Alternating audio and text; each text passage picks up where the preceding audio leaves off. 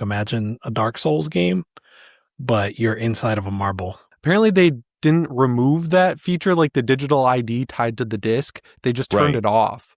The number of games that have actually sold 1 million copies is really low.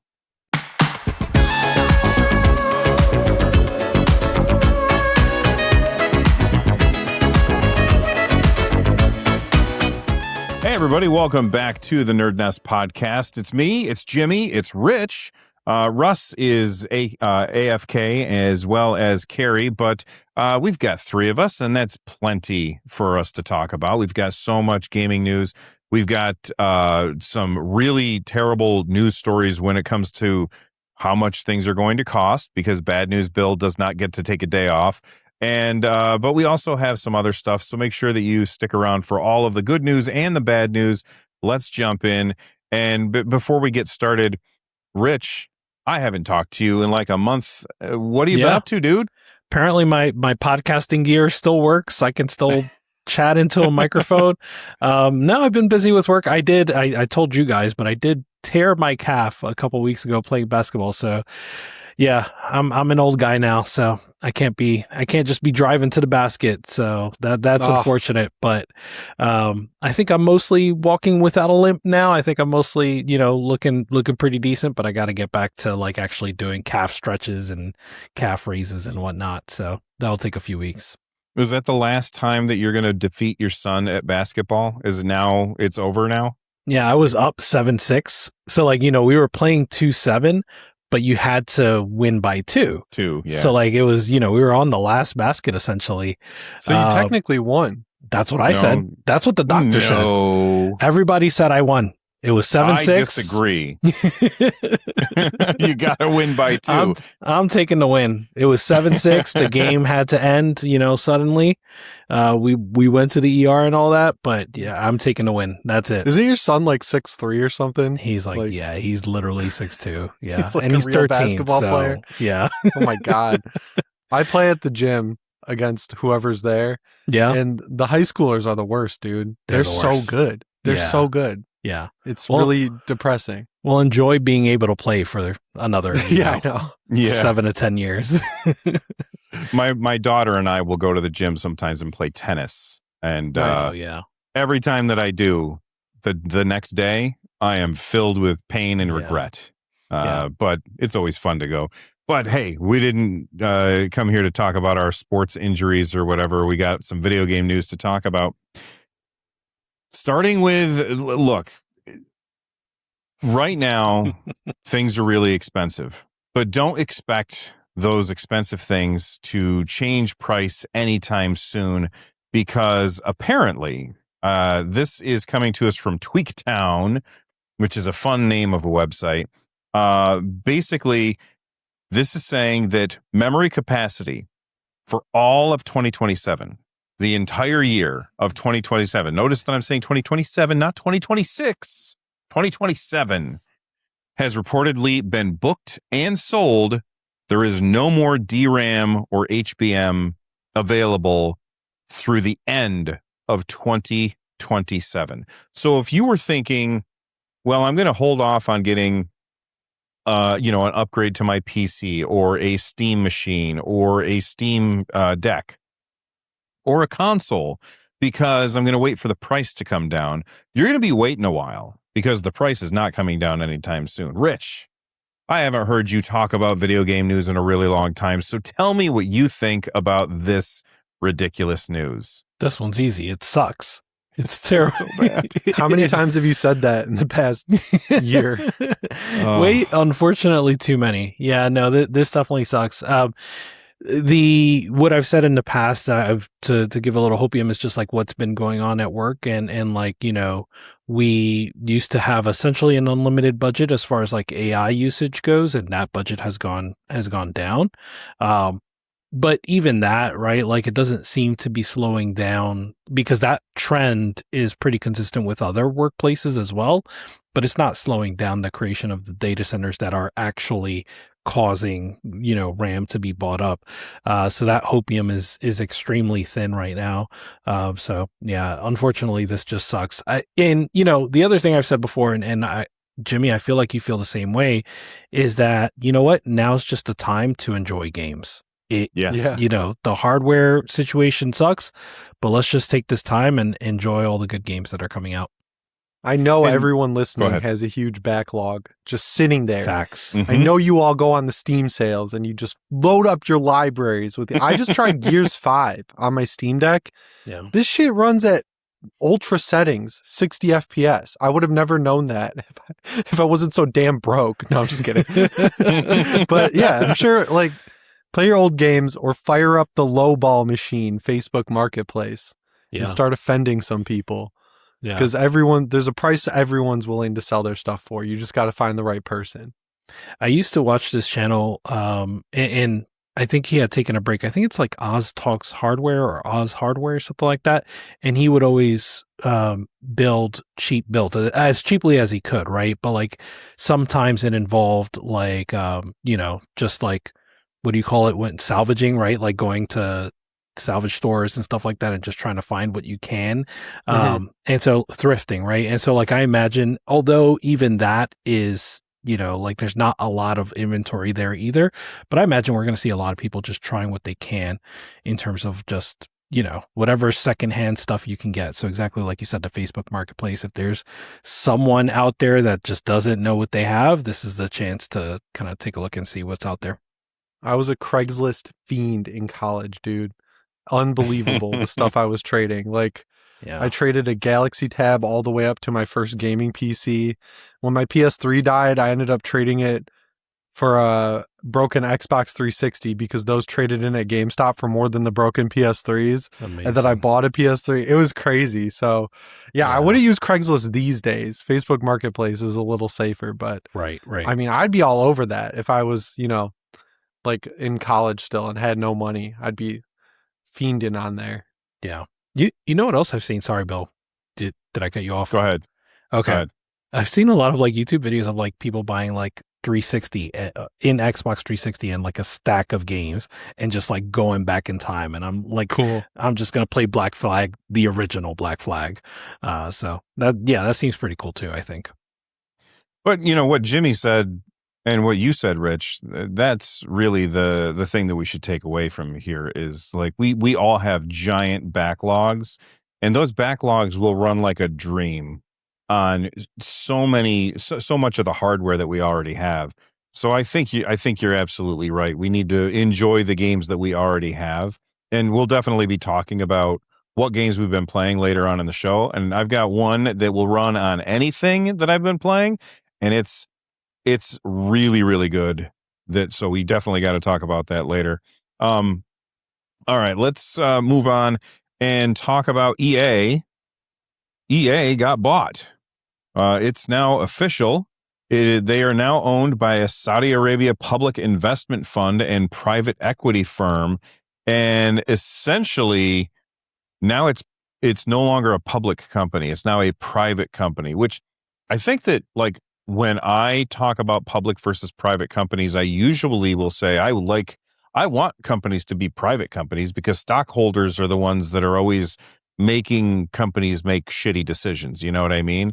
And the reason why I often feel like Valve is, you know, doing the right thing is usually because they don't have stockholders banging down their door saying, if you guys don't do this, we're going to, you know, vote you out and replace you on the board of directors or something and get somebody else in there that will do what we want.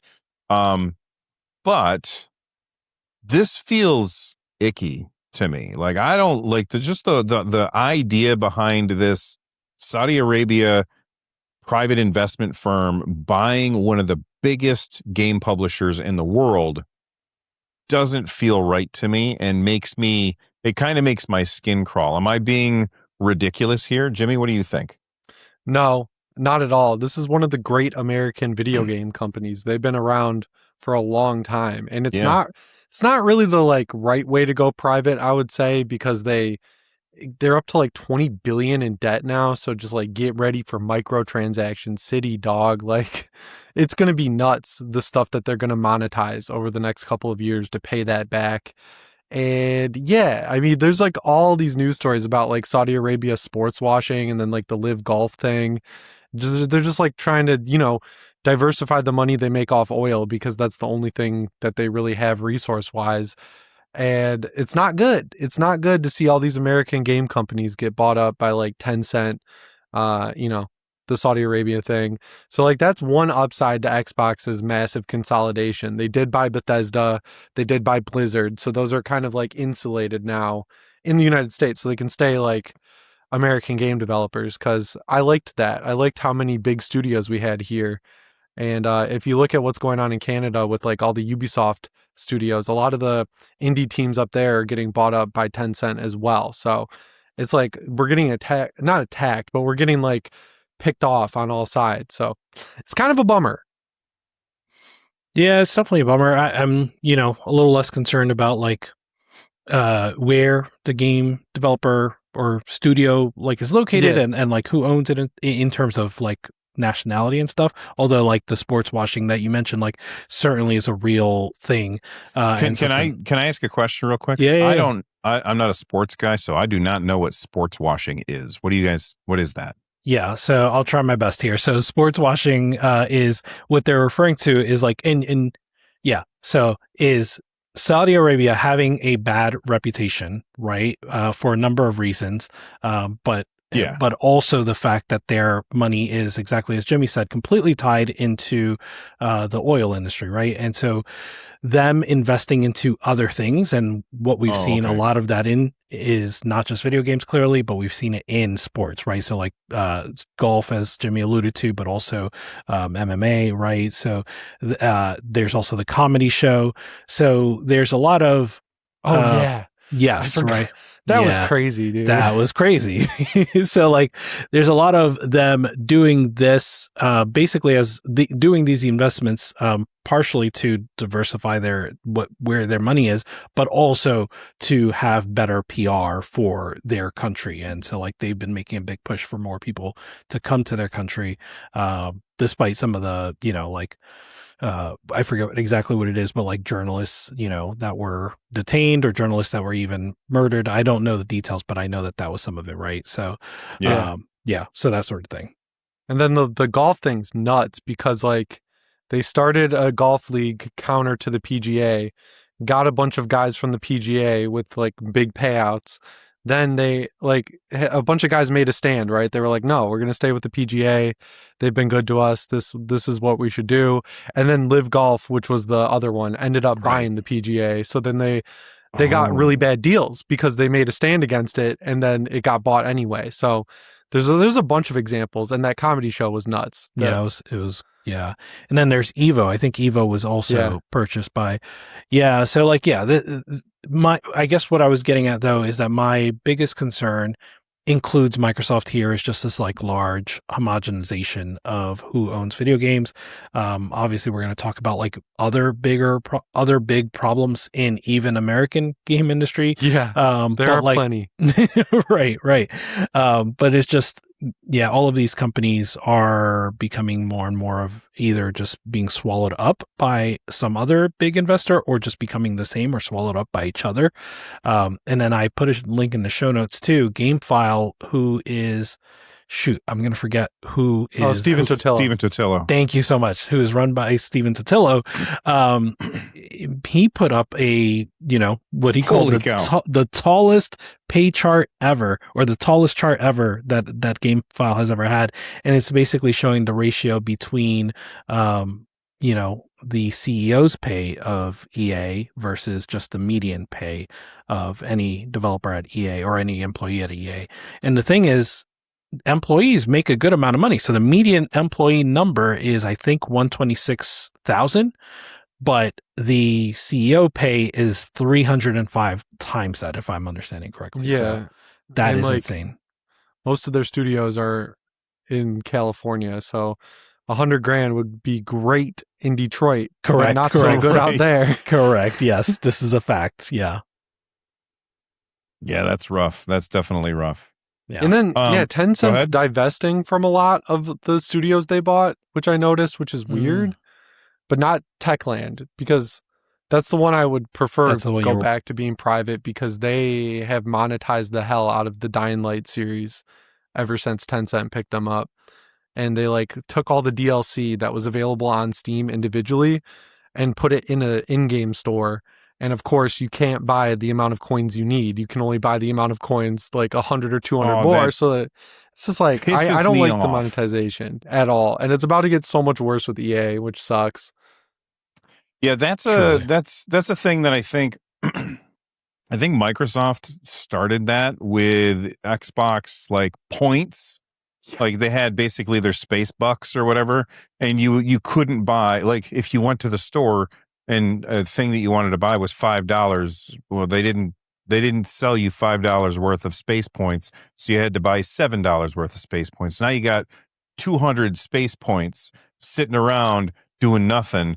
Which what do? Well, you look for something to buy. Oh, I can't buy anything for 200, but I could buy something for 300. So I'm going to buy another 700 so that I can buy that 300 thing and plus another 300 thing.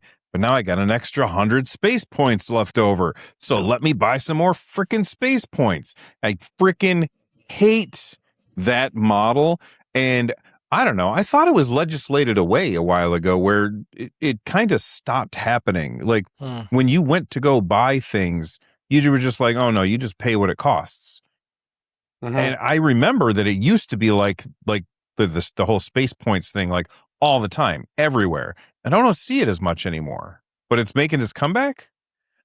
So yeah, I don't know about legislation. It's certainly possible, especially like, somewhere, right? Because like, yeah, the EU, some of the jurisdictions, even in like California, some of those may be more strict, right? So that's certainly possible. But what I've seen is that even though we saw less of them on like Microsoft Store or Sony Store, we still saw that in individual games. So like in Minecraft and Fortnite, I think those things still, that notion still existed. Pokemon Go. I guess I probably just stopped playing the games that had that. Yeah, absolutely. Wise. Correct. Yeah, very wise. Okay. I'm not trying to toot my own horn. I don't think I did it consciously. I think that the games that I was playing just weren't the games that, you know what I mean? It was just a coincidence. It wasn't that a conscious effort on my part. Yeah, for sure. Yeah. All right. Rich, speaking of things that you added into the show notes, there's this story called Restory. You want to set that up for us? Because I haven't seen this. Yeah, so this was me trying to give us some good news here. So Restory is an indie game that just came out, and the reason I put it on here, and I'll tell you about the game in a minute, but the reason I put it on here is because it's already made its budget back. I think less than 12 hours into it being on sale. So Restory is a game that's published by Tiny Build. I've talked about it here when I played the demo during Next Fest, and it's essentially a cozy sim. But for me, I'm not like a huge fan of cozy games. Like I love the idea. I just don't play a lot of them. And this one really like sunk its hooks into me. Yes. Sunk its hooks into me. So what this is you own a repair shop and you just repair like old school gadgets. So you repair like Tamagotchi. You repair I remember PSP. you talking about this. Yes. Yeah. So like you have to like unscrew and take out the back plate and take out the fan or whatever's in there. So it's really adorable, but also, I don't know, it just struck the right nerves with me in this sort of cozy genre. But yeah, so it's already made back its money. It has 98% positive reviews, 800 plus reviews at the time that I took my notes. And after the Next Fest, it came out with, there were 700,000 wish lists. So yeah, a lot of people were really excited to follow up on this one. I love scrolling through the data that's posted on this Restory thread, because they have like 880 units were returned. So 880 people bought it and then returned it, which is 1.2% of Steam sales. So I think I've heard something like 2 to 3% is pretty normal. There's a recent, like, I don't know if it's a controversy, but a dev of another game that was sort of like bemoaning the reviews a little bit. I don't think it was tongue in cheek, but I think it was taken a little bit like they blew it up more than they needed to blow it up. The people that's how I took it. Yeah, like I don't think it was I don't think the person was making a big deal out of it. He was just saying, But anyway, yeah. So I think in that story, I found out that the number's around like 2 to 3%. That's really cool. Yeah. Jimmy, you got thoughts on this Restory thing? I like this genre of game. You like cozy There's games? a bunch of them. No, this like where you run a store and yes. then like there's a window. Yes. I saw this one. It's called I Have No Change, and it's like you're running a night It's a great bodega in name. like a communist country, and they like photo scanned real video footage of people, so the people look like weird, realistic, but also low poly. And I saw another one that was like there's zombies or something. There's a bunch of these games that like I think they're like that Papers, Please game or something. Papers, But, yeah, Please this looks was really cool. I never heard of this game, so now it's on my wish list. Bet. Heck yeah. Have either of you guys played, I mean, speaking of, games where you run something, have either of you guys played Arcade Paradise? Yeah. I haven't. I've seen it. That game's cool. I think I might own it, but yeah, it looks super cool. I haven't played it. Yeah, for anybody who hasn't played it, it's actually really cool. You inherit from or not inherit because your dad's not dead, but your dad gives you a laundromat. And you have to run that laundromat. And in the back of the laundromat, there's an arcade. And so you're running an arcade and a laundromat, and you have to you got to pick up the trash from the laundromat people that come and leave trash there, or, fix the toilet. But then you can go into the managing room and there's a computer in there, and you go on the internet and you use the internet to buy arcades to put into the back room so that you can bring in more money that way. I haven't spent too much time on it, but it's a really interesting game. And it's the kind of game that I think that if you like those games, you probably loved it, right? Yeah, I played it on my Steam Deck a little bit, and I was into it. Very cool game. All right, let's talk about Xbox for a little bit. This is actually not true, apparently, because I saw this and I posted it to our Discord and I added it to the show notes. This was posted over at Insider Gaming, and it says layoffs are occurring at Halo Studios. Halo Studios has recently released Halo Campaign Evolved. It's the first game in the long-running Xbox franchise to be released on the Sony PlayStation platform. Unfortunately, following the game's release, the studio appears to be conducting layoffs. However, this is weird because I'm not seeing an update on this story. I would assume that this story would have been updated, but I saw earlier today. Is it? I just got to go further. Right below the introductory paragraph, there's a purple blurb. It's a little if you don't know that's what it is, you don't. My brain just ignored that purple, it was some kind of ad or Their something. Their site is hard to read. I'm not gonna lie. Yeah. Okay. All right. So update. This came out today. This update. It says it's been confirmed that those who were let go were contractors who either had their contracts lapse or terminated. No full-time staff have been let go, which is good. However, the fact of the matter remains that I immediately just assumed okay, so this is how Microsoft is going to handle the remaining, I think, 1,300 people that they still have to lay off, that they've told us that they will lay off, but they don't know who yet. I just assumed it would be, okay, oh, you're finished with your game? Okay, you guys are all fired. Oh, this team is working on a game? Well, as soon as that team finishes their game, we're going to fire them too.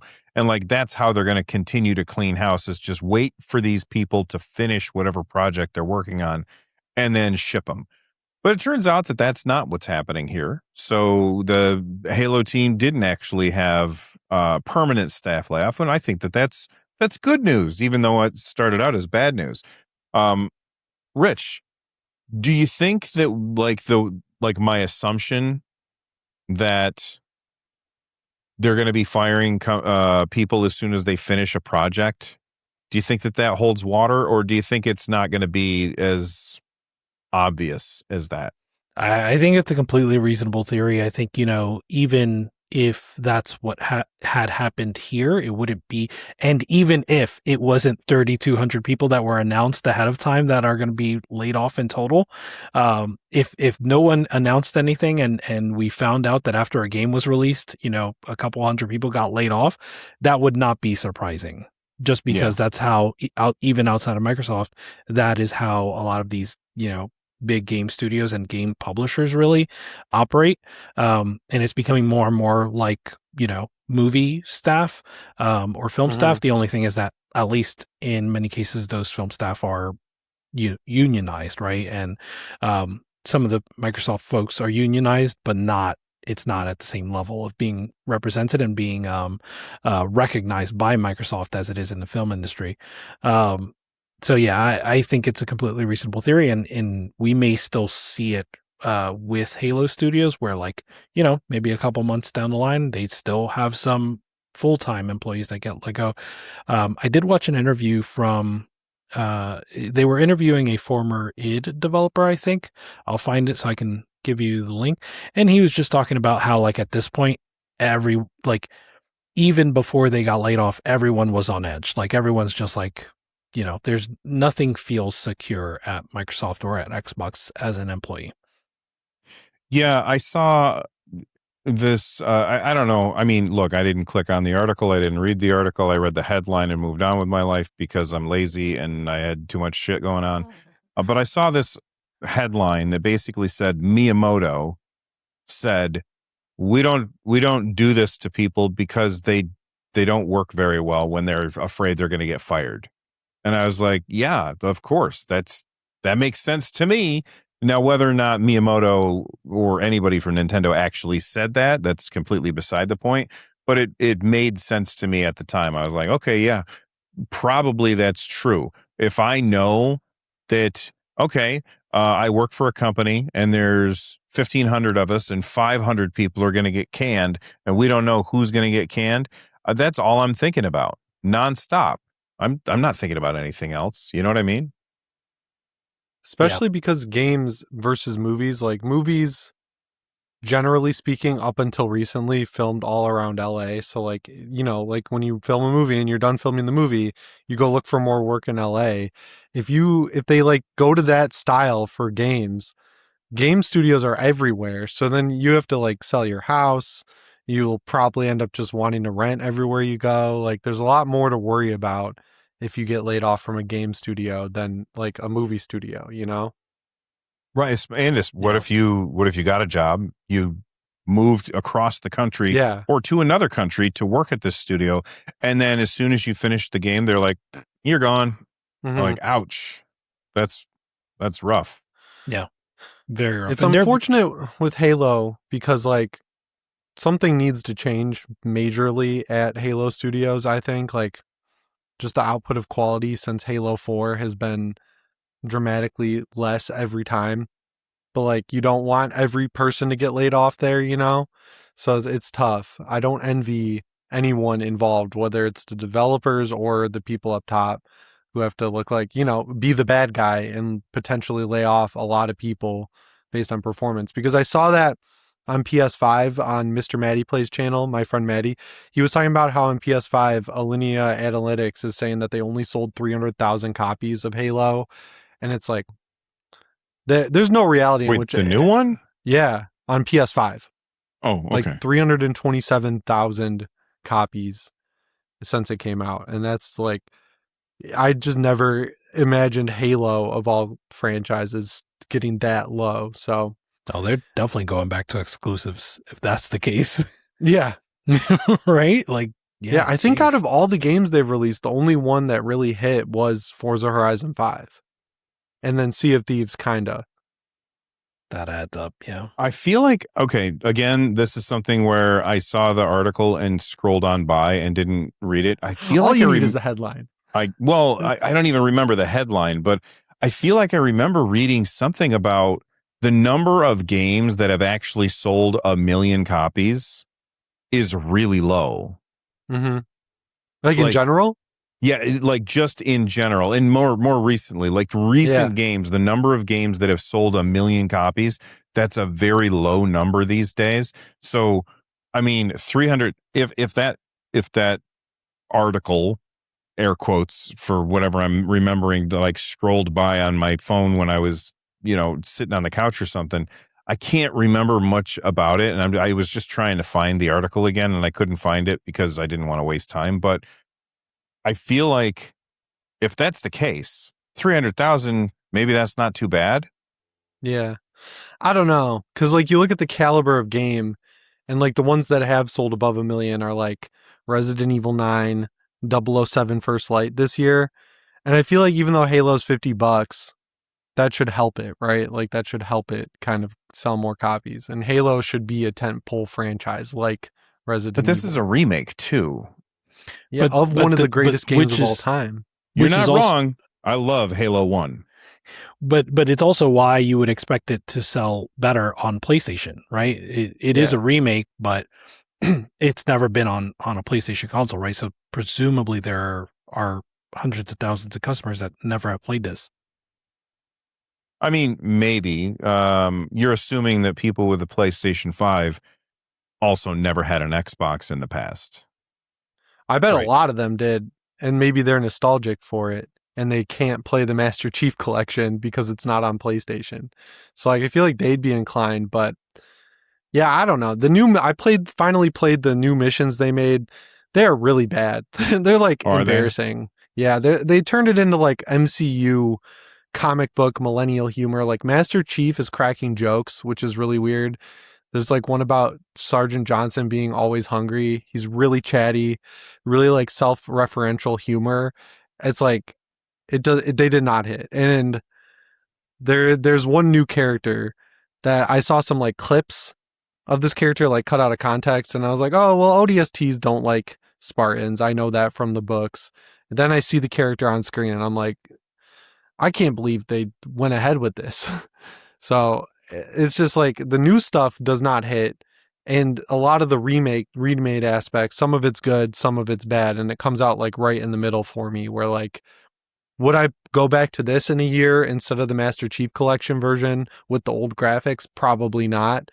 So yeah, I don't know. I don't know what I want from Halo Studios, but I think it's crazy that they're the only ones that haven't been hit by layoffs. Because like when you look at id's trajectory versus theirs, yeah, Doom: The Dark Ages didn't sell as well as Doom Eternal or 2016. It was also on Game Pass, and just from a pure like Metacritic standpoint alone and general fan sentiment standpoint, they've done a lot better than Halo Studios. And I all this is to say, I understand why everyone's nervous every day to go into work, right? Because you feel like the hammer is about to drop.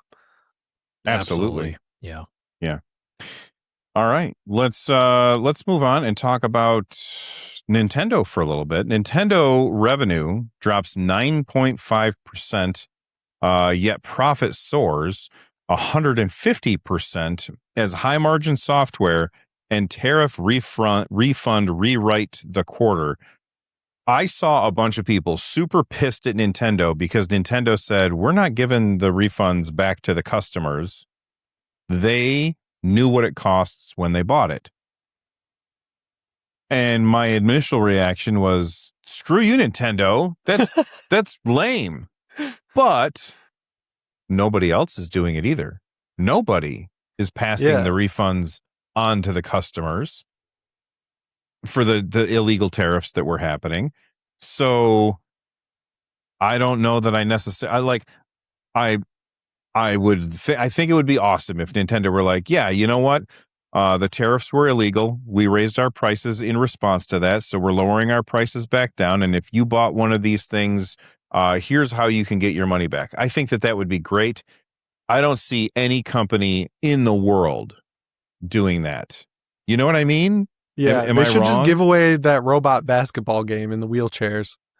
They absolutely should do that. Yeah. Or the stupid, what's the one where you can learn how your Nintendo Switch 2 works? Yeah, that one just too. give those away. Yeah. No one's buying them. Correct. Just do it. Yeah. Mea culpa, you know. Right.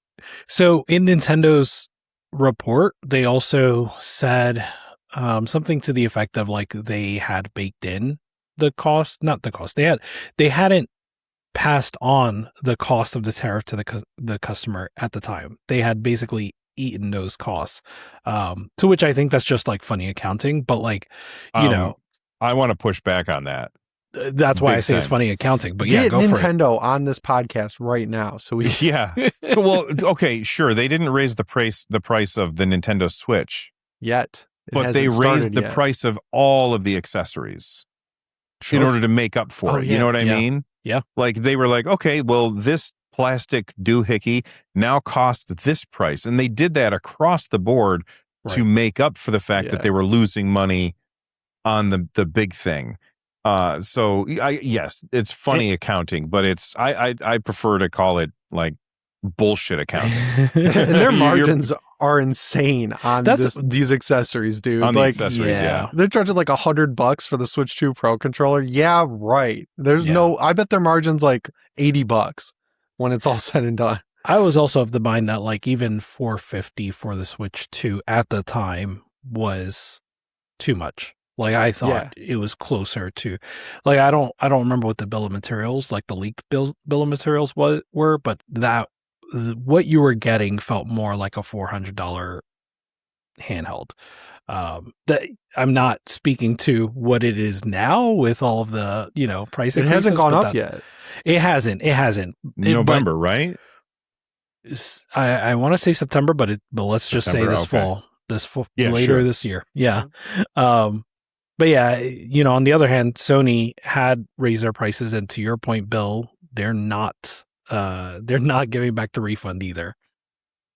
Right. But then again, they weren't I don't think that they had a meeting where somebody asked them about that and then they responded. Nintendo was asked and they were like, they knew the price when they bought the thing. There's no reason for us to give a refund. That's probably the most tone deaf answer that you could give. You could just say, well, we're not talking about that at this time, or you could have easily CEO speaked around that. But instead they just kind of were like, I don't know, dicks about it. That is a dick thing to say. Yeah. Yeah. It's like, and Sony said that they dispersed the refund to game studios for development. So that was kind of nice to hear, I guess. It would have been nicer if it went back to, customers, since Sony is nickel and diming the shit out of everybody with everything right now. But, what are you going to do? The whole thing's just a stupid mess. It really is. I also wonder, like, if RAM prices were normal, like what would either of those companies have differently? Probably nothing, but I'm just curious, right? Like I would love to know, like because you're kind of furrowing your brow, Bill, but my thought here is like, it must, even if you did want to give that money away, not that these companies do, but even if you did want to give that money back to the customer, it must be so difficult right now when that money has to go to these components that you do want to buy to sell hardware. That's what I'm trying to say. That you've already bought through 2027. Maybe, right? I mean, like Sony, I saw a story that Sony did already say, we bought everything that we need until this point. Yeah. So they already bought a lot of stuff. That doesn't mean the price won't go up. I'm sorry, go ahead. Right. Yeah, they said that they have the RAM to get them through 2027 with the PS5. Right into the tail end of the generation, right just in time for the PS6. Do they have enough RAM for PS6? They said they do. Okay. Really? For the PS6? They said that they're good for the foreseeable future, and that they said something about their consoles staying affordable versus PC, and it's like the gap is like $200 right now, dog. Like, right, yeah. That was funny. I shared that with you guys, and we were all like, it's weird that Sony's mentioning PCs. Like they're comparing themselves to PCs. Yeah, that feels really Compare odd. yourself to Nintendo. They're doing the same thing as you, and from my opinion, a lot better. Yeah. Like I heard Splatoon Raiders is amazing. Oh, really? Yeah. Yeah. And then, it's got really good user scores on Metacritic and OpenCritic. I might buy it. I wonder pick it up. If this profit soaring 150% on high margin software, I'd imagine that's because when they moved from the 3DS and home console being out at the same time to the Switch being everything, they didn't just like suddenly scope up all the handheld games that they were working on. Like there are games that are clearly handheld games, like Captain Toad Treasure Tracker, right? Like that would be a $35 3DS game, but suddenly because it's on the Switch or Switch 2, they're like, oh man, we could charge 40, 50, 60 bucks for this. I'm sure there's still a lot of that going on with the Switch 2 platform, which more power to them, but like that's how I read it. Yeah, I also read it. Well, I read it a little more generously, meaning it's high margin. The software is high margin compared to hardware, right? Yeah. And so like in year one of a new hardware release, your margins are going to be lower. But in year two, when you're selling potentially more software than you are hardware, your margins are going to be higher and ongoing throughout the life cycle. I think I read it more the way that Jimmy did, where not necessarily because of handheld stuff, but when you look at what Nintendo makes for games, I mean, they look nice on the system, but when you compare them to what other companies are making, you're like, oh, this like it's 1080p versus much higher resolutions. They have way more realistic graphics versus Nintendo's more stylized graphics. And, I think that Nintendo understands that stylized graphics hold up longer and they cost way less to make. And that's why their software is so high margin, because they're not constantly chasing pixels. Whereas Microsoft and Sony and publishers who are putting games out on those systems, they're always like, listen, look at how many ray traced reflections that we can squeeze into Master Chief's visor. That bugs me so much, dude. Same. Halo runs at maybe 1080p a lot of the time, and it's dynamic resolution, so it swings wildly up to 1440p. Sometimes it's 4K. And all that's at the cost of like nanite and lumen, which the average person can't even see. And it's like, I don't like that. But then Nintendo doesn't use anti-aliasing at all, like Splatoon Raiders. Even though it's running natively at 1080p, there's no anti-aliasing, so you can see the like checkerboard or stair stepping is what it's called on the screen. Right. And nobody cares. Yeah, it's weird. You know what else is weird? This is a tangent. I was listening to the Digital Foundry report on Splatoon Raiders, and there is upscaling when you're playing on the TV, but it uses FSR instead of DLSS. Oh, weird. Yeah, I just thought that was really weird and interesting. Strange. It's like you put all this work into using an NVIDIA chip, and the DLSS, while it's not up to par with 4.5 on PC, it's pretty good. Like if you compare even FSR4 RE9 on the Steam Deck running at the same settings that the Switch is using, Switch looks way better, especially in the hair, even with their old version of DLSS. So you paid for it, you may as well use it. What do you think Mario would look like with DLSS 5? Oh my God. He'd look like rich.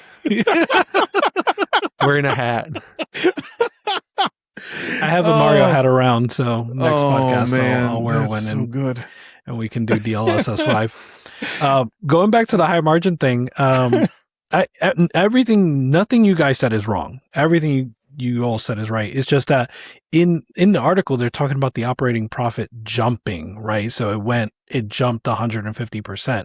And, Nintendo's games, you're right. The budget, they do a good job of keeping a reasonable budget. And that means that everything you said is like a byproduct of that. But it's been consistent, right? Like that's been their MO. I didn't read the article, by the way. Okay. Well, I was going to say, I think you're right.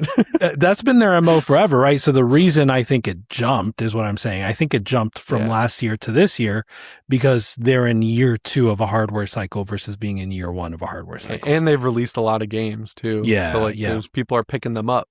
Yeah. They still haven't released the games that I've been waiting. I don't know what games I'm waiting for, but I still don't use my Switch 2. Are you guys using your Switch 2 yet? I feel like I've been waiting for it to happen. You are. I am now. So yeah, what I was waiting for personally was something comfortable because I'm not docking it like my daughter is, and she plays a dock, but I'm not docking it. So I was just waiting for something comfortable to play with. Finally, I had ordered both the MOBA pad and the Nitro deck. Finally, the MOBA pad came. I don't know if I'm going to cancel a Nitro deck yet or not, but we'll see. But yeah, now I'm playing it. And it's not that I'm playing Switch 2 games, although now that Splatoon Raiders, I hear about that. I'll pick that up. I played the Yoshi demo, and that is in fact very good. I would think of it as like Super Mario Wonder, like think of this game to Super Mario Wonder as Yoshi's Island to Super Mario World. Okay. Yeah. That's cool. Picking up what I'm putting down. In Unreal Engine 5, which is crazy. What is it? It's Unreal Engine 5. The Yoshi game is? Yeah. That's I'm crazy. 99% sure. You can fact check me, but yeah, I remember that sticking out to me, and I was like, that's kind of crazy. And it doesn't stutter. They'll do it. Yeah. I'm pretty sure. But I've been playing Super Mario Wonder is what I've been playing mostly. So like now that I have that and I beat Super Mario Wonder and now I'm on the post credits stage. Like the Rainbow Road. Yeah, essentially. It's like, the game is all about badges. I don't know. Do you remember Super Mario Wonder? So it's like a super like badge marathon level. Yeah. Okay. So I'm trying to finish that one. Talk a little bit about the not Nitro deck, the MOBA pad, because I have one as well, and I love that thing. Yeah. Immediately, my Joy-Cons went into storage, and I don't think I will ever use them again. It's just a Steam Deck. Yes, exactly. Yes. So yeah, looks good. Yeah. Other than the Steam Deck, my biggest comp is what's even better than the Steam Deck ergonomically, the Portal. Like it feels. Oh like because it's just a DualSense cut in half. Yeah, exactly. And it's super light. Yeah. Yeah, it's super light, big screen that like you like, Bill, right? So big screen, super light, ergonomic controls. That's all I want. That's all I want in the handheld. So, yeah. Maybe you're gonna get it. That's the rumor. I'm gonna get what? The PS6 handheld. I have my doubts that it'll be that light. Like I think it's gonna be as heavy as like a. Oh, you PC care about the weight. I mean, I'll pick it up.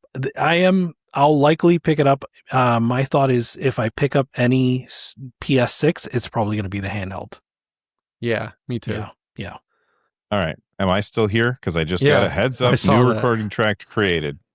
You're good. Yeah, you're good. You blipped for a half second. That's it. Riverside, kiss my ass. I bought Splatoon Raiders. Keep that in. I'm keeping it in. It's a looter shooter. Which is amazing. Of course you bought it. Yeah. I love looter shooters. Yeah. And I did my thing like where I go on Google and I go, Steam games like Splatoon Raiders, and there's really nothing. Like being real. Isn't. This is the most ignored genre of game for some reason. And it's my favorite genre of game.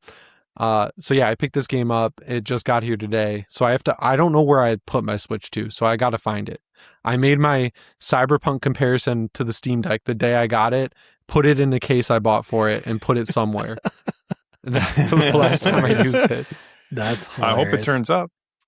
Well, when we were moving, like I know where all my stuff was. My wife, I'm sure that when the Switch 2 was coming out, I wanted one for me, and my son wanted one for him, and my wife was like, "I want one," and I go, "Baby, you don't really play video games very often. Do you really want to spend $550 or $500 on a Switch 2? And she goes, I think I do. I think I want to play Animal Crossing again. I was like, okay, so we bought it. I think she played it for 5 minutes. But when we were unpacking stuff, I finally found, I don't know where I had put it, but it ended up in a box. I finally found her extra dock because, hers came with a dock. And so I was like, oh, okay, that means I can keep a dock out here, and I can also put a dock in the living room in the house, and now I can just take it with me. And I will say, Rich, I know you don't like to play, I know you prefer to play handheld. I don't like playing Splatoon in handheld mode because of the motion controls, because you have to tilt in order to aim with the ink and stuff. And when you're tilting down, you're tilting the screen away from you. You can't see it as much. So I always prefer to play Splatoon docked. Yeah. But motion controls are definitely, you like them better. They're a lot more ergonomic when it's docked, when it's not also the screen. Yeah. So like every time I'm playing a shooter on Steam Deck, I experience the same thing. I like it, but I like it even more when it's docked so that I can have that, free motion. Free motion. But Jimmy, you bought Splatoon Raiders physical? Yes. It's not a game key card. It's a real game. Are you buying all of your Switch 2 games physical, or is Yeah? Well, Chucky's I mean, you don't guarding have them any, back right? there. There's a ton of them on my shelf right next to Chucky. I see them. Oh, okay. I see them. But even though you don't know where your Switch 2 is, you're just buying them for the red cases. Yeah, I started a collection, and then they go on sale for so dirt cheap that I'm like, well, I may as well add to it. And so I have a bunch of Switch games. Before the Steam Deck, that was my main console. I loved it. I played. Same. I bought like Dragon's Dogma, Resident Evil 4, Hotline Miami. Like every indie game that would come out, I'd pick it up. And all those like PS3 and 4 era games, I was picking up like crazy. Then the Steam Deck comes out, and I was like, well, that's enough of that. But sometimes I'll just see on Twitter like a Wario 64 tweet where it's like a game's less than $10, and I'm like, yeah, I may as well grab it. It could shoot up in price eventually, Yep. Do you have a MOBA pad yet, Jimmy? No, I didn't know that existed until I just saw it. It's very good. I think you would like that. Yeah. Yeah, that looked cool. I will never I've seen the use Nitro deck. Yeah, but that one feels It's like too you gotta big. like shove It's like shit a in dock. there.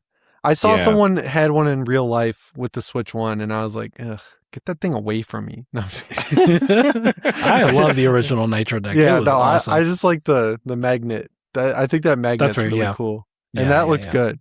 Yeah, no, this is as good as a normal Joy-Con in terms of like what's attaching it, or at least it feels like it. So yeah, I highly recommend it. Cool. Well, it looks like Jimmy is not alone in buying physical Switch games because Nintendo reports 38.5% of its sales are still physical, which is quite a bit different than what Sony was saying. What was Sony's number? 80% were digital? No, it was higher than that. It was They're probably juicing even the higher. numbers, They're man. juicing them. They were juicing the numbers, but Nintendo, part of me thinks that they're juicing the numbers too. But 38.5 seems higher than Juicing Sony's. the numbers which way? Because you're probably right. Probably in the direction of to make it seem like digital is more popular. Yes. That's yeah, what I think so, Nintendo's doing too. But 38.5 is, I don't remember the PlayStation numbers. I think it was, I think it's like I know Capcom's like 93%, and that's what was getting spread around a lot. But PlayStation, I think, was like 76 maybe, or like it's close to 80. right. So this is quite a bit more physical for Nintendo, which isn't a huge surprise. They do have those cartridges, but Yeah. I don't know. Like when I got my Nintendo Switch 1, I was buying physical games at first, but then just the idea of like, okay, I'm sitting downstairs, all my games are upstairs, and so I want to play a game, and I'm like, oh, now I got to go upstairs and find that game, and so then I just stopped buying the physical ones for the Nintendo Switch, and I started buying digital ones, and then I didn't have to worry about that anymore outside of the few physical games that I had. But Nintendo is reporting 38.5% of its sales are still physical, even though Sony's abandoning discs, and apparently Rockstar says to get over it or whatever. We'll talk about that in a second, I guess. What'd you say, Jimmy? These fuckers, dude. These fuckers. He's so mad. I love it. Anyway, what do you guys think about this? Do you think that Nintendo is going to be the last holdout for physical? Oh yeah, for sure. Yeah, absolutely. I don't think Xbox is like, oh yeah, let's do physical next gen. I know some people are still holding out hope, and listen, I'm holding out hope. Yeah, Yeah, listen, did if you they hear do the it, John Linneman report mm-mm. on the Tell me. Digital love Tell the Foundry? way you said that. I Report? love Digital Foundry so much. I like their podcast. Me I too. love John for sure. John was saying that he heard from a verifiable source that before the great Xbox reset, they were really adamant about keeping the discs around, not because they value physical games, he said, but because they want to make sure the next Xbox can play all 5 generations of Xbox games, right? Yeah, so it's I like can see that. they might have an external disk drive or something, but that was important to them. And since the reset is about making good moves that support what their fans want so far, or like trying to, you'd assume You'd that would assume. stick around, right? You'd assume, yeah. Yeah. So I think it's possible, but yeah, I think even if it does happen, you can see where the tide is going. That's not to say that people shouldn't be upset. I think they should be, and they should, I've said it before, voice that. But yeah, one thing I was going to say about juicing the numbers is so I shared the Games Radar link in the show notes, but there's a reset error link that I found this from. I'll put that in the show notes too. And Jersh Jobston in Reset Era says, as usual with Nintendo, this is the ratio of all digital video game platform related income compared to all video game software related income. That means it's not the average of physical sales of games to digital sales of games for games that are released in both formats, right? So like it is all digital revenue, so including microtransactions or subscriptions or things like that, compared to all physical revenue. And I saw that they don't count game key card releases as physical. They count those as digital. Really? Yeah.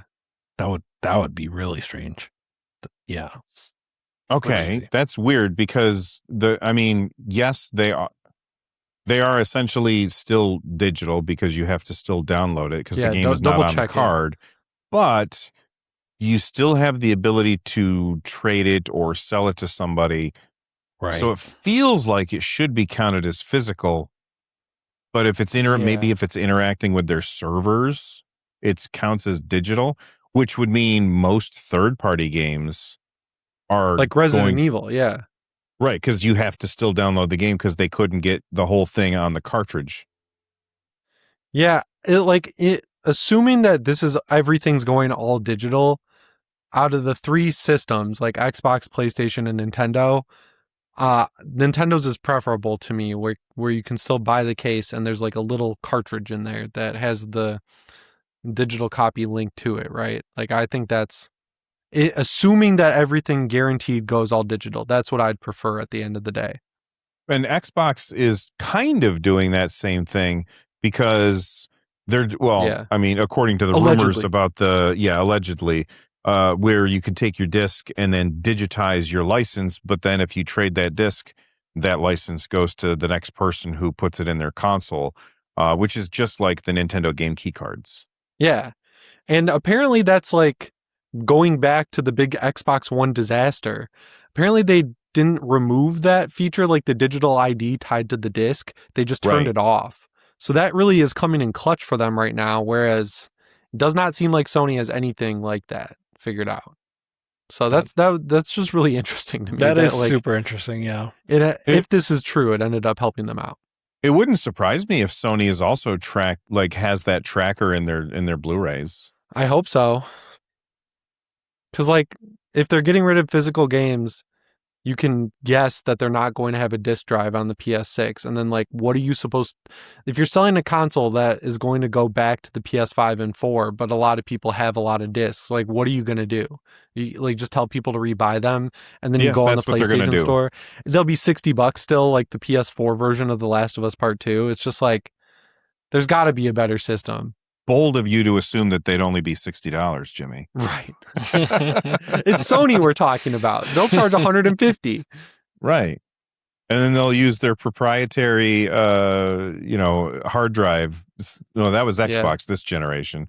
That's one thing Sony got right this generation is they put in M.2 drives instead of making you do that stupid little cartridge that goes in the back of the Xbox. I thought that was so when I worked for Austin Evans, we got to reveal the Series X. And when they showed me that thing, I was like, this is so sick. And then 5 seconds later, I was like, this is not sick. This thing's going to be so expensive. Hardware wise, it's really cool that there's a slot on the motherboard and it works as if it's plugged directly into the motherboard. That's cool. But the fact that they're $300 now, and I just had to delete half of my Xbox Series X's SSD to install the Gears beta, not sick. Don't like that. And that's mostly because I think Microsoft was only licensing it to one company SanDisk. For a really long. Yeah, it was SanDisk. Yeah, they only licensed it to one company. If they had just said, "Well, we'll license it to a bunch of companies," then the price would have gone down because there would have been a race to the bottom. Yeah, but I guess Microsoft didn't want that. was like, dang it. I know. Delete everything off my Xbox. Sucks. Yeah, so I've got I have an M.2 drive that's empty, and I have this is my Steam machine, and I had it up here because I was putting the stickers on for an ad for dbrand. But I need to put an M.2 drive in here, and I saw one of my viewers was like, "Hey, the my M.2 drive that I put in my Steam machine isn't being recognized by Steam OS," and now I'm like, "Oh shit, what the hell?" Yeah, it's also pretty hard to get to.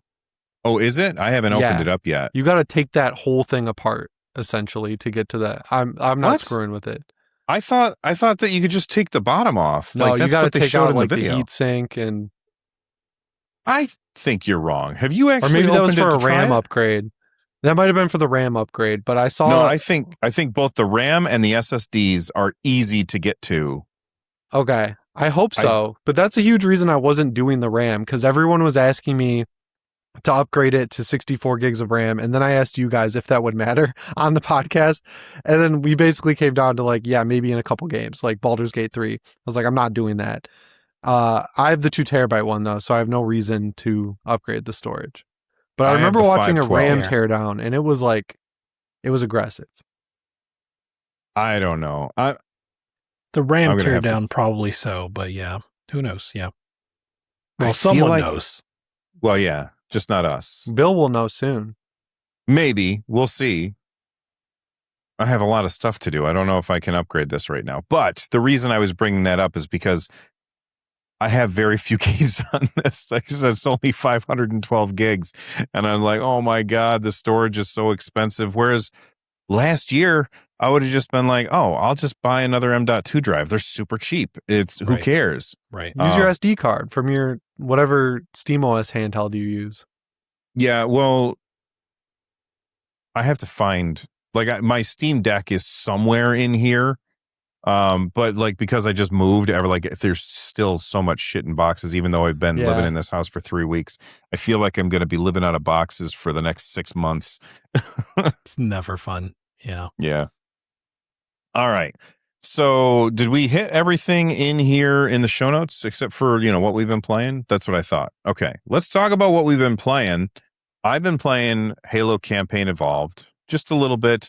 I'm on the 3rd mission at this point, so I haven't put tons of time into it, but I am having fun with it. But again, that's because it's a remake of Halo 1. I have a very different experience than Jimmy does, but that's because I don't have this history with Halo. I never played the first Halo until the Halo Master Chief Collection came out, and I played the first Halo then, and I was like, this game is freaking great. I love this so much.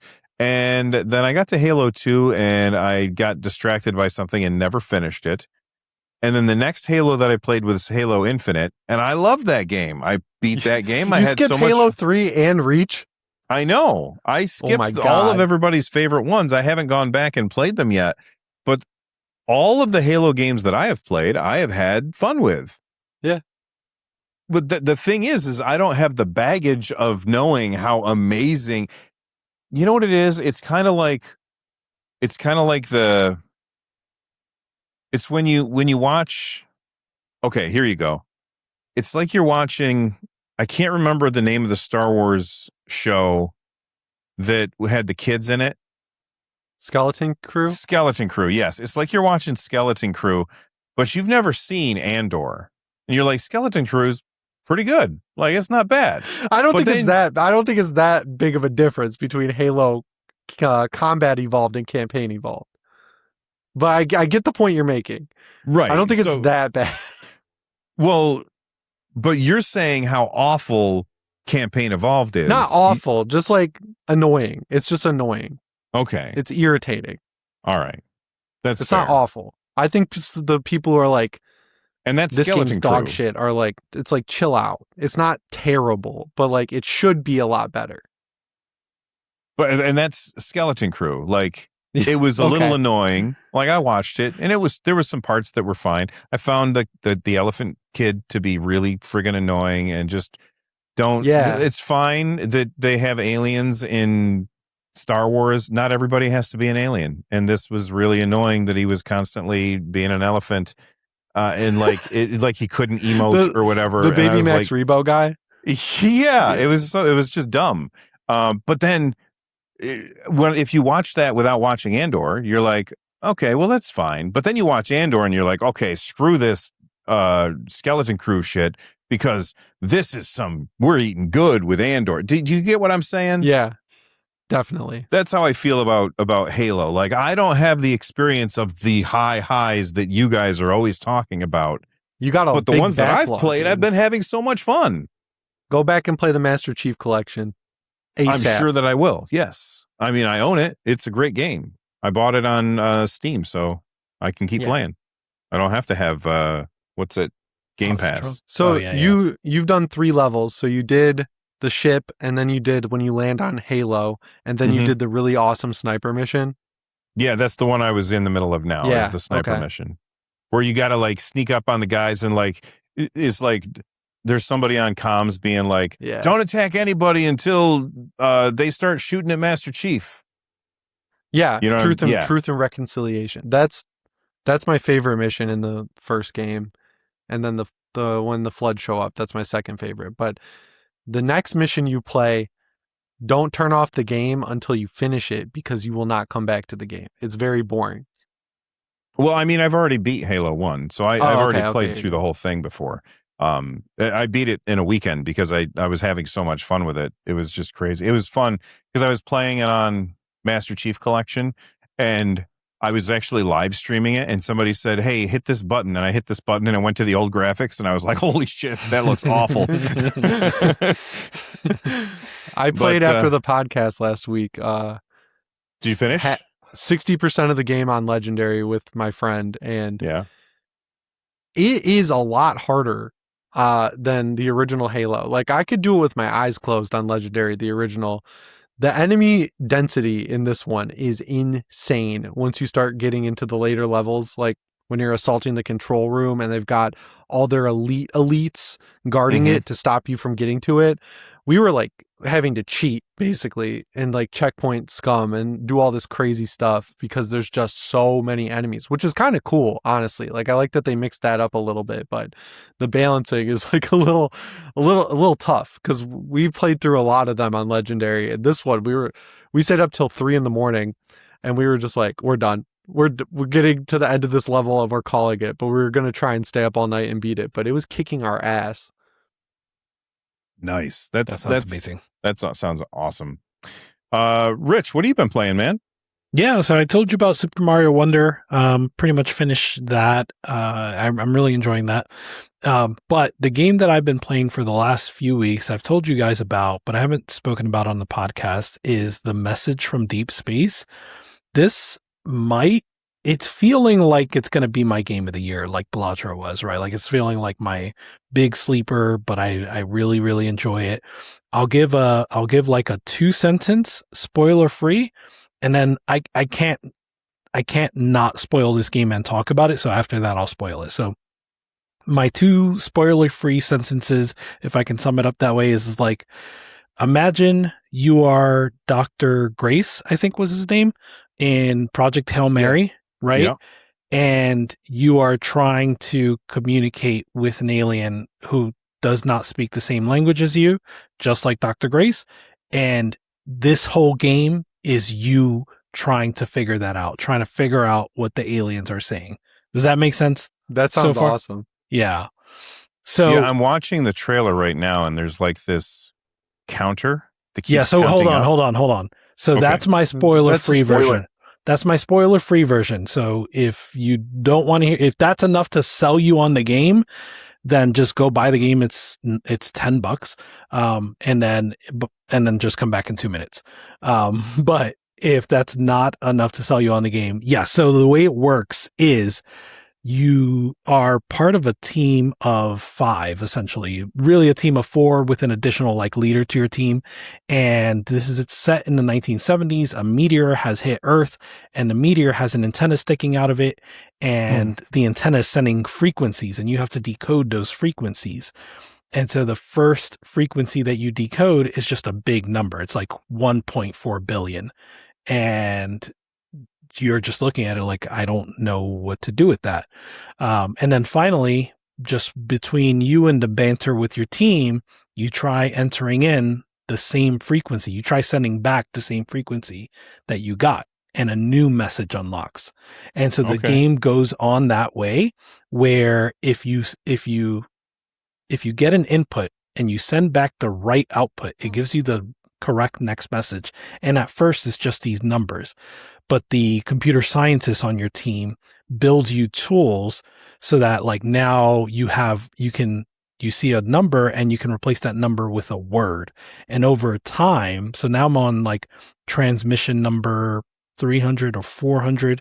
And over time, it's like you're now talking to the aliens about physics and chemistry and astronomy. And so like I'm at the point now where I've learned they're 180,000 light years away, because we've established enough vocabulary that we can talk about light years and like distance. You know what I mean? That's cool. Yeah. And by the way, the whole putting in the same code, that's not a spoiler. It's in the trailer. I just saw it happen. Yes, but I don't know how to breakthrough. Yeah, I bought the game. I didn't know that was the solution, even though I probably saw the trailer, right? Like, it's different when you actually play it. Cause when you look at the trailer with no understanding, it's just like, I don't know, these are numbers. At least that's how I took it. Right. Yeah. Yeah. I love the look of this guy with the suit and like, this guy looks great. I love his vibe. Yeah, he's so cool. And that's the only person you see. Everybody else you just interact with like through the chat log. But yeah, it's amazing. Very cool. Jimmy, what have you been playing, man? I'll start with the new game, Big Walk. Have you guys heard of this? No. I've heard of it, yes. Okay, so that developer, what did they make? Oh, the Goose Game. The Goose Untitled game. Goose Game? Yep. That was a good game. So this game has been in the works for 6 years and is just so happening to come out during the era of friend slop games. And if you don't know what friend slop games are, stuff like Repo, what's that? Content Warning, Pilgrim. These games that are made for 4 players, they're usually $5. A lot of content and updates are promised, but you and your buddies buy them, play them once and never again. This is what I call a friend gem. This is a really, really good game where you're these weird bird creatures and you are meant to play it with 4 people, but if you play with 2, it has a separate version of its map for 2 people. But I've been playing with 6 people, and it basically starts you in this big room, and then you exit the room and you have the Breath of the Wild moment and you realize you're on this big island. And then it's sort of like The Witness, where there's puzzles all over the island. And the goal is to get these like snowman looking keys. And then you put them into a USB port and it gives you like a big house key. And then you find like little key grinders and then it grinds a key to the next area. And this is like the tutorial of the game. And then after you do the first area, you go into a room that shows you the island, and the island is massive, and there's a big mountain in the middle. So clearly the goal is to solve all the puzzles and get to the big mountain. But the puzzles are really well made, where they're not super difficult. They're not like the level of The Witness so far. And my buddies and I have gotten through like the first 3 major areas. The puzzle that stood out the most to me that I think will sell people on this game is there's like a Ninja Warrior track, and you have to have one person put a clay pot on their head and go through a revolving door. And then you have to explain to that person how to get through the Ninja Warrior track, because the walls of it are glass. So that was hilarious, telling my friend Ben, sick. 2 steps forward, 2 steps forward, stop, jump. And there's like jumps and like spins and stuff like that. And they're not balancing a pot on their head. They have covering their eyes. And we all tried it on, and you cannot see or hear anything. It muffles all the audio because it's all proximity chat. And the way the puzzles are set up so far is the first world has like 3 or 4 different puzzles, and then the second world will have harder versions of the same puzzles. So there's a progression system. So I'm imagining that as I get deeper into the game, the Ninja Warrior tracks will get much harder, and that's going to be hilarious. But It's got the cute lo-fi music, you know, like all these like sound shapes from the PS4 and Vita days. Like I don't really know what the genre is, but like 2010 electronic atmospheric music is kind of what it's going for. Everything like squeaks and makes the sounds of like balloons rubbing together when you're walking. And so it's like got a little bit of cuteness to it that I don't love it, but playing it is a lot of fun and the graphics are really nice. It doesn't feel like they threw it together like some of these other friend slop games just to like blast it out there for $5. And if you have one of these games, Peak, the one that's about climbing the mountain, Right. Yeah, I have they that. did a Steam bundle, so it's $13. Oh, nice. Yeah. I'm going And to add it's it to my fun. wish list. You can't solo it. You need at least 2 people.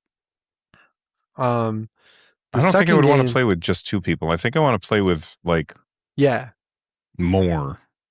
It's fun with 4 because you find like a walkie-talkie early on and you can use it like a regular walkie-talkie. So you can split up in the different areas where you've got to find 5 of the egg keys and like 2 people can do some of the puzzles and 2 people can do others. And then you can talk to people over the walkie-talkie. And I've just seen people having a ton of fun with that. And there's like all sorts of random objects like a megaphone. And then if you get lost, there's firework stands all over the place so you can shoot a firework up so your buddies can find you. So there's like all these goofy emergent moments that I've seen some great Instagram reels of this game. Like these guys one of them had the like flood flashlight and the other one had the megaphone and they went up to a house and they're like, come out with your hands up. And the guy's like turning the light off and on and there's a day night cycle. So it was at nighttime. So people are having a lot of fun with this game. I saw a podcast actually started where they like are recording their podcast in the game because there's chairs you can sit in and there's whiteboards you can draw on. So like the guy was holding up topics for the podcast and then they had camera angles of the like weird bird creatures sitting on the couch. So I hope people play this one because they worked on it for 6 years and then right before it comes out, there's 5 trillion of these games just dropping every day on Steam. So hopefully people aren't too distracted by the other ones and give this one a shot because I think this one is great. Yeah, I was just sorry, I got distracted. I was looking at them like writing messages on to a sign that they hold up. Yeah. We wrote some heinous stuff. I'm sure. We were having fun. We were just like holding the signs at each other with like really, really bad. It's just so much fun. Before you talk about your next game, Jimmy, I want to talk about a game that I've been playing real quick. Gravity Circuit. Side-scrolling Mega Man-like with punching and a grappling hook instead of a gun. I am on the last boss. And this game is pissing me off. But you're going to beat it. I'm so freaking close, and this boss is just whooping my ass nonstop. Like, I don't know, a week ago, I was playing it, and I've been playing it on the Steam machine because, you know, it'll run on anything, this game. My son walks in and he sees me, please, like, what you playing? Are you playing Mega Man? I was like, no, I'm playing this game called Gravity Circuit. I think I'm on the last level. This is a week ago. And then in the middle of the last level, or at the end of the last level, they're like, oh, there's another level. I was like, oh, okay, I guess there's another level. And I'm playing through and I'm like, okay, this has got to be like the last boss of the level. I'm fighting, I won't say who because it's a spoiler, but I'm fighting this character and I'm like, okay, I beat him after a lot of tries. And no, that's not now you go back to base and there's another level. And so I go back to base, I go to another level. And then this happens like 2 more times. But now I'm fine. Like I was, because friend of the show, Bob Wolf, is the one that told me about this game. And I sent him a message and I was like, fuck this guy in particular. And I took my phone out and took a picture of the boss. And Bob was like, I don't recognize that guy. I was like, have you finished the game? He's like, no, I'm on the last level. It's like, no, you're not. Well, no, you're not. That's but you've got this guy in your future. So I'm fighting this boss who is copying all 8 of the other bosses that I've already defeated. And now I have to defeat all of them at once. Like I gotta in one life, I gotta defeat all of them. And then that's not the last boss either. So now I'm finally on what I think is really the last boss. And I can't even take away half of his health before I'm done. And I'm like, I'm this close to the end.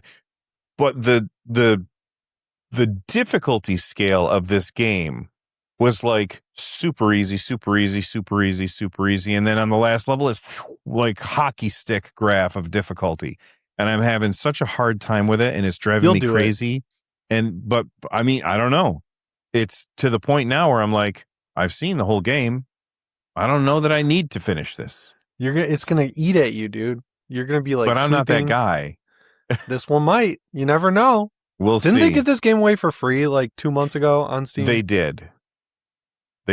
And that's because the sequel's coming. And it's a really good game. If you haven't played it, you should definitely play it. But just be aware, the difficulty has a huge spike at the end. And it's very unforgiving. And I almost feel like I need to go back and like there's like robots that you can rescue as you're going through. And I didn't rescue enough of them, I guess. And if I rescue more, then I would have more health. But like the idea of going back to these old levels to rescue more robots so that I have more health, like that just seems like the kind of grinding that you have to do in a poorly designed RPG. You know what I mean? Where I'm like, okay, the only way I can beat this is by fighting 10,000 slimes so that I have enough XP so that now I can be powerful enough to topple this ridiculous foe. They put like fast forward mode in JRPGs now, and I'm like, doesn't the need for a fast forward auto battle system kind of just show you that it shouldn't be that grindy? Yeah. Yeah. 100%. Yeah. Yeah. That's what it does. Anyway, I will say for me, the first hour, because I played Gravity Circuit and I want to say I only played about an hour. That first hour was like, I love where this game is going, but this intro, it was too easy for me. It was just like, I'm not interested. So like, I probably just want to go straight to like that ending part and just play that. Probably. Yeah. Because getting through the rest, like the boss fights, I don't know. I wouldn't even say that I feel like most of the game I could just button mash my way through it and I was fine. And then at the very end, nope, now you got to know what you're doing. Right. That's I had the same experience with Blasphemous 2 after playing the first game, and like from the jump, that game is hard. And then the second one, I'm just like flying through the first couple levels and I just put it down, never went back. It's like, it's too easy. Did you see Marble Souls, Jimmy? I feel like you might have seen Marble Souls. Well, now I gotta see this. It's not out yet, I think, but it's like imagine a Dark Souls game, but you're inside of a marble. You're speaking the language. I'm looking at the trailer right now. It's got Asheron's Call style graphics. Dude, I love Souls games, but my little brother is like a true Souls savant. And I built him a PC in 2011, and he was using it up until a year ago. And this idiot played Elden Ring in a 360p window on his Windows desktop. The whole game. Crazy. No way. On this like old PC. And I was That's like, nuts. I don't even know how you got it running. And it was running at like 15 FPS and he beat it. He would love this. Yeah. No, this game was peak. I love the characters run animation. Mm-hmm. Like it's like Evil Monkey Ball. Unhinged. It is like Evil Monkey Ball. I love these kinds. I love watching people play these kinds of games, like the Getting Over It one. Oh, no, thanks. I like watching them. I might have to check this out. This is cool. Yeah. Wishlist now on Steam. It's wishlisted. All right, Jimmy, what else you been playing, man? So the Gears pre-order beta is live now, and I downloaded it on my Xbox Series X just to see how it was running on console, and it's running great. It doesn't hold 60 FPS most of the time, or it holds it most of the time, but when you get to like the 10th wave of Horde mode and it starts throwing like insane bosses at you and there's 12 human characters on the map, it'll tank into the high 50s, but the graphic fidelity stays strong. So overall, I think it's probably going to be optimized for launch because they're being very upfront. They're like, this is an old build. We are going to optimize it. And I'm like, I'm going to hold you to that. But compared to other Unreal Engine 5 games like Halo, it runs and looks good. It's not like running well at the expense of also running at 640p or whatever. It's like it feels high resolution, high frame rate. The Horde mode is like crack for me. I'm so excited for this game. There's multiple Horde modes. I talked about this last week. There's a Blitz one that's shorter, but Ray and I from Xbox Ready played the full Horde Siege experience last night. And the way it works is you get dropped into the map and there's 12 players, right? They're all spread out. You're in squads of 4. And then you open up the map and there's side objectives that are usually like kill a boss character, collect intel, defuse bombs. And you want to do that because it can unlock weapon parts that are what you spend to permanently upgrade your gun. So that's worth doing, but it can also give you a lot of energy, which you use at the hold off point. So like there's multiple hold off points where it gives you waves of enemies. And then everyone kind of converges towards the end to a similar area and has to live through 10 waves of enemies. So it's awesome when you're on like wave 8 and then the other squad that's in the building next to you is on wave 8 because there's just so many locusts coming out of the ground. And I had a great moment where there's this random event that can happen called an invasion and a Brumach, which is like, if you ever played Munch's Odyssey, imagine if Munch was like the size of a dinosaur. Like it That's the looks guy like that has like the things on his face, right? yeah, it's like a giant dinosaur with guns on his arms and a gun on his head. And when that guy spawns, all 12 people run and you guys all just fight him together. So it's doing a really good job of feeling like E-Day, right? Because it's the very beginning of Gears when the Locust came out. And they're doing a good job of making it feel like this chaotic, hectic battle. And you can see, even though you're winning the match, like how it evolves into Gears of War where everything is dead because there's so many enemies and they're like well coordinated and they've got insane guns and there's like 12 of you holding out. And one thing I learned about this beta after I played it is that right out of the gate you can change the main menu music to Master of Puppets by Metallica. And when you boot this game up and you see the like Bloody Gears logo and you hear Master of Puppets and you see like Marcus Phoenix standing there all badass, you're just like, this is the return of 2007. That's what it feels like. That's so sick. It's like, oh man, it's good. So, your mention of Horde mode reminded me of another game to recommend to you, which is Nazi Zombies. It's free to play. It's free. I saw this. Yeah. And I just assumed it was really bad. I'm not going to lie. I've been hearing good things. I haven't actually played it yet, but I've been hearing good things about Nazi Zombies. So, yeah, we might have to find out how bad or good it is. Yeah, I'll play this. Yeah. Added to library. Oh, so is it literally just like COD Zombies? I think so, yeah. I think it's just COD Zombies like demake, right? Like it just like the two genres, dude, that I wish indie developers would get their like mind tuned on are like Left 4 Dead style games that aren't turned into live services immediately and get destroyed, like Killing Floor 3, and the wave-based COD Zombies. Yes. So, oh man. I want to play this on my Steam Deck. And you know what's better than killing zombies? Killing Nazi zombies. Heck yeah. Let's do it. Like in didn't they changed the Zombie Army trilogy is what it's called now, but Rebellion had the Nazi zombie series. Those games were really fun. It's called Zombie. Nazis? Yeah, like the fourth one's called Zombie Army 4. That's messed up. Who got offended? right. Who got offended by killing Nazi zombies? Admit you got offended by that. Weirdos. I love that, like, this is cool because I'm watching the trailer right now. And like, as he, kills a zombie, he's like rebuilding the wood paneling to keep the zombies out. Yeah, that's like COD Zombies. I never played COD Zombies. I'm not a Call of Duty guy, so I always like crack, just skipped out on those. What's that? It's like crack, dude. When you get really into it and you learn the Easter eggs on the map, and you got like 4 guys when you're playing split screen. Black Ops 1 had such good zombies mode.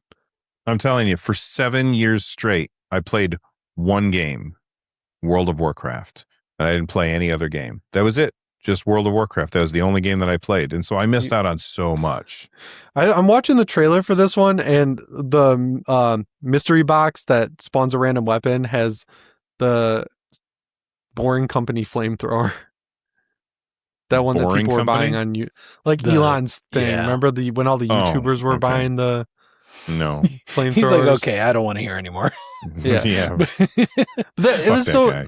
people were like making YouTube videos with the flamethrower. They're like, look what I bought. It's like you can go to like Tractor Supply and just make it. You can go to Harbor Freight and just make it. It's not that hard. You could. Yeah. All right. Well, I think that's going to do it for this episode of the podcast. Although I will say, we mentioned Papers, Please earlier. The 8th is the 13-year anniversary of that game. It's That been sucks. a while. That makes me feel 13 old. years. Holy shit. Yeah. What is he doing these days, Lucas Pope? Is that who Did made he make the Obra Dinn game? He did, and That game was cool. yeah. So we need that new Lucas Pope, whatever he's working on. We need that. No, we need a crossover between him and was it Local Thunk that made Balatro? Balatro, yeah. Like you gotta have like these devs that make these cool indie things, and you gotta have them work together to make something new. Even cooler. I think that would be very cool. I'm here for it.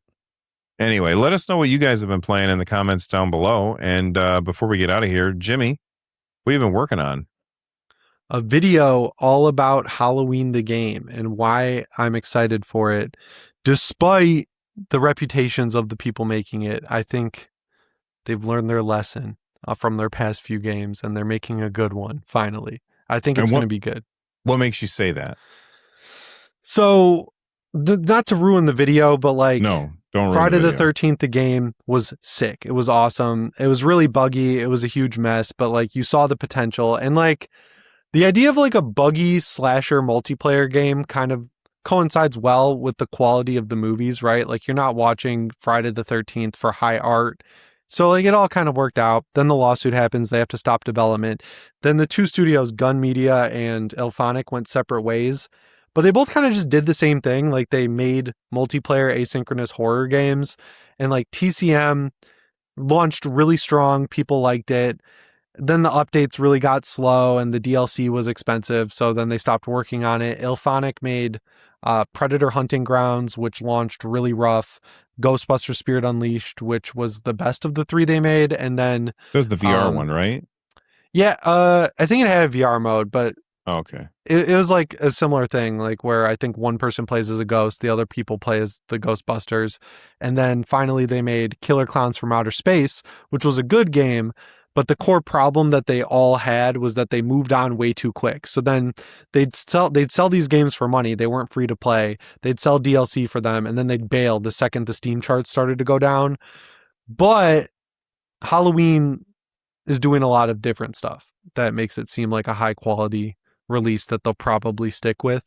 And selfishly, I'm glad that this is the one we're getting after 10 years of experience instead of Friday the 13th, because I just vastly prefer Halloween to Friday the 13th. Right. Hold up the mug. Oh yeah, I've got my G Fuel shaker, Halloween 2 edition. Yeah, my Michael. Which channel is this going to be on? Jimmy Champagne. Okay. Make sure that you send me a link and I'll throw it in the show notes so people can check it out. Yeah. And then, Rich, you already recommended a bunch of stuff to us. You got anything left in the tank, or is it time to say goodbye? I'll recommend a video by Juniper Dev. She's a game dev that does videos all the time. She's pretty awesome. The one I watched recently is called Among Us is perfectly legal and breaks no laws whatsoever.